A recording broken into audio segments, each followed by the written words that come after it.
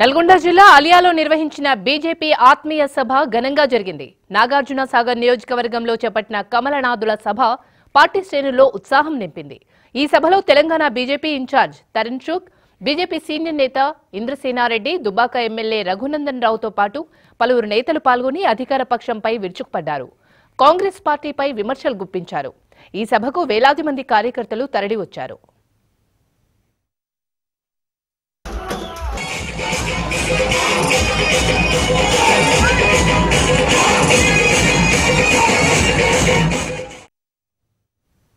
నాగార్జున సాగర్ ఉప ఎన్నికలే లక్ష్యంగా బీజేపీ ఏర్పాటు చేసిన ఆత్మీయ సభకు పార్టీ శ్రేణులు భారీగా తరలివచ్చారు. ఈ సందర్భంగా హలియాలో భారీ ర్యాలీ చేపట్టారు. ఈ ర్యాలీకి రాష్ట్ర ఇన్ఛార్జ్ తరుణ్ చుగ్ పాల్గొని కార్యకర్తలను ఉత్సాహపరిచారు. ఆనాడు కేసీఆర్ చేసిన వ్యాఖ్యలతోనే దుబ్బాకలో ఓటర్లు టీఆర్ఎస్ కు బుద్ధి చెప్పారని అన్నారు. జీహెచ్ఎంసీ ఎన్నికల్లో ప్రభుత్వ వ్యతిరేకత స్పష్టంగా కనిపించిందన్నారు ఎమ్మెల్యే రఘునందన్ రావు. 1,32,000 ఉద్యోగాలు ఇచ్చామన్న కేటీఆర్ పోలీసు బందోబస్తు లేకుండా హలియా ఉస్మానియాకు వచ్చి ఆ మాటలు చెప్పాలని రఘునందన్ రావు సవాల్ విసిరారు. 10 రోజుల కింద కేసీఆర్ ఇదే నల్లగొండ జిల్లాకు వచ్చిండు. కష్టం వచ్చినటువంటి ప్రజలు, కష్టం వచ్చినటువంటి అక్కా చెల్లెళ్ళు 4 దరఖాస్తులు ఇద్దామని స్టేజ్ దగ్గరికి వస్తే ఏమన్నాడు చంద్రశేఖర్ రావు? ఏమన్నాడు?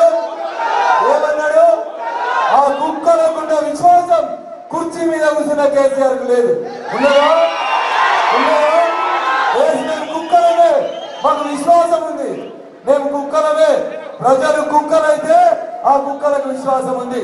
కానీ ఆ విశ్వాసం ఉన్నటువంటి ప్రజలేసిన ఓట్లతోటి గద్దెకెక్కిన నువ్వు ఇలా పిచ్చి కుక్కవైన 12% గిరిజనులకు రిజర్వేషన్లు ఇస్తా అన్నాడు.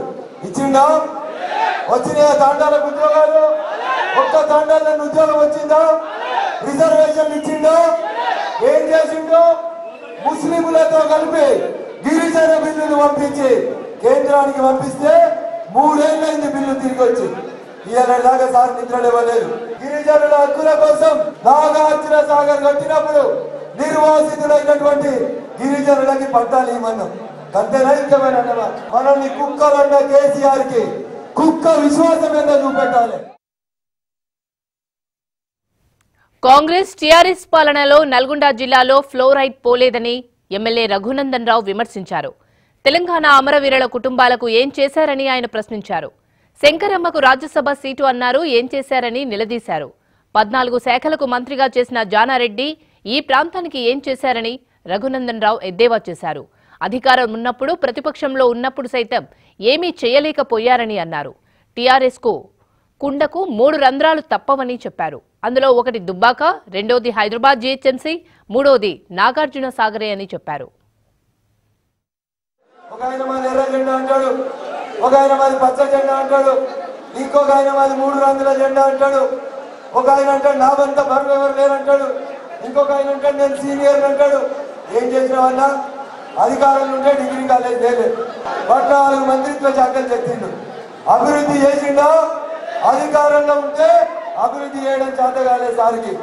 పెద్దలు, అనుభవజ్ఞులు, చాలా మేధస్సు ఉన్నోళ్ళు అని ఈయన ఆయనను పొగుడతాడు, ఈయన ఆయనను పొగుడతాడు. అంటే దీని అర్థం ఏంది? ఈ 2 కూడా ఒక నాణానికి బొమ్మ బొస్సు. మీరు కాంగ్రెస్ కోటేస్తే అది గాడికే పోతుంది.